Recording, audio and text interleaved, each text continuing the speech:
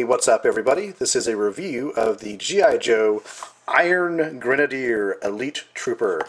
And it has some really nice artwork, as you can see here. And I don't normally collect G.I. Joe figures, I'll be honest about that.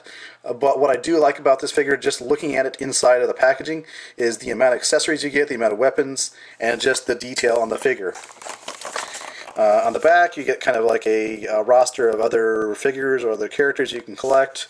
A picture of the Grenadier, which it looks pretty cool, and a read-up on the actual character. So obviously this figure is a very nice army builder figure. You get multiples of these and it's going to make a nice display. If I see some on sale, I might get 2 more for a total of 3, but I really like the design, the look of this figure. Like I said before, not a big G.I. Joe fan, but I do know what I like in my action figures. You can see he has a weapon here, kind of a backpack that pegs into the back of the figure. Now this weapon has quite a interesting name.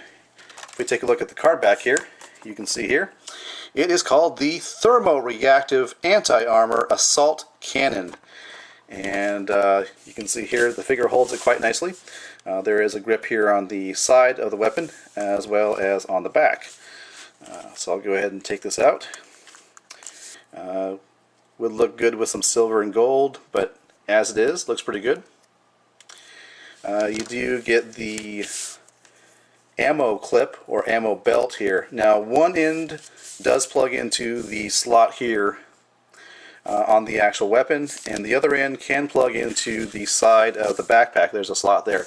However, I find that it does not really want to stay on this end. It'll plug into the actual cannon just fine, but on mine it doesn't plug into the actual slot here on the backpack too well. So what I may end up doing, excuse me, what I may end up doing is just you know, super glue it in there or something like that. So this does come out. You can see little details there. And you have this. Now, I could be mistaken, but I think this is some type of ammo case or something. I mean, you could plug it in the back here, into the peg hole. Now, with a little bit of experimenting, I found you can actually attach this to the cannon. So I'll go ahead and show you that. There's actually a little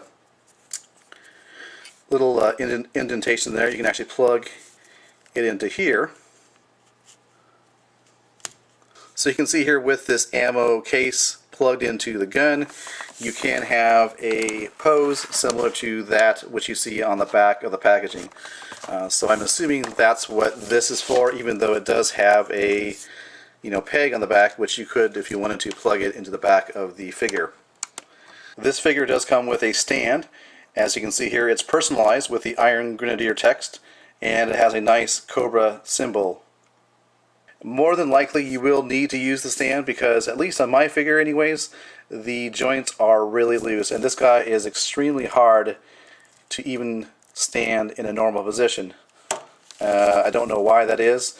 One thing I noticed about the hip joint is it's metal. You can see down there, looks to be probably a metal ball joint. And then of course you have a plastic hip.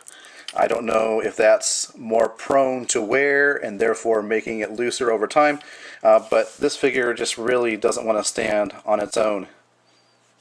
Yeah.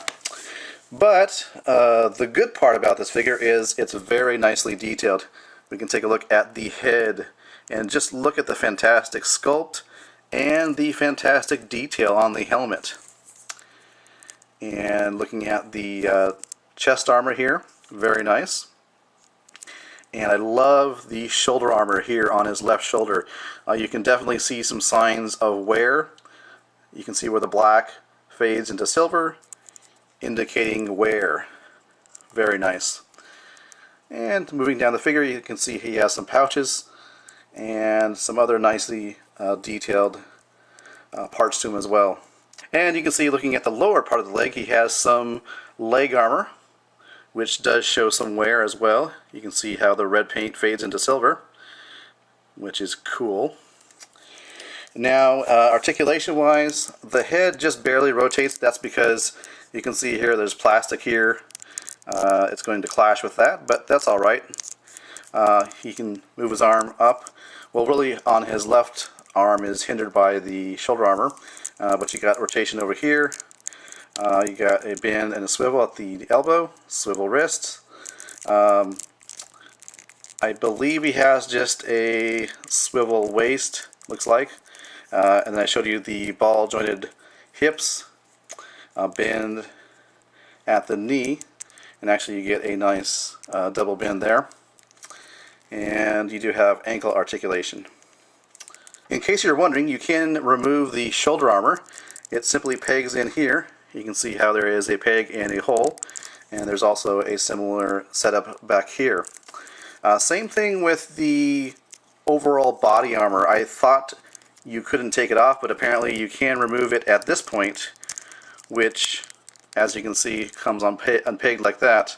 Now I would imagine you can, with some effort, get this body armor off the figure, but why would you want to?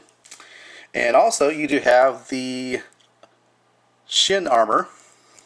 It does come off, you can see there, it just kind of clamps around the ankle. So that's nice if you wanted to take that off, but I really like the paint detail in this shin armor, so it's all going to stay on there in my figure anyways. So this is one of the few G.I. Joe figures in my collection. However, I do not regret buying this figure. This is a very nicely detailed figure, a very nicely painted figure, and it has lots of playability. And of course, the big selling point is it's a great army builder, assuming you can find them, because I don't know what the availability is on these figures. Sometimes certain figures are short packed, and thus that makes them harder to find. So I'm not sure. Maybe somebody watching this review can tell me, are these widely available, or are they more rare than some of the other G.I. Joe figures? Alright, well, you've been watching a review of the G.I. Joe Iron Grenadier Elite Trooper.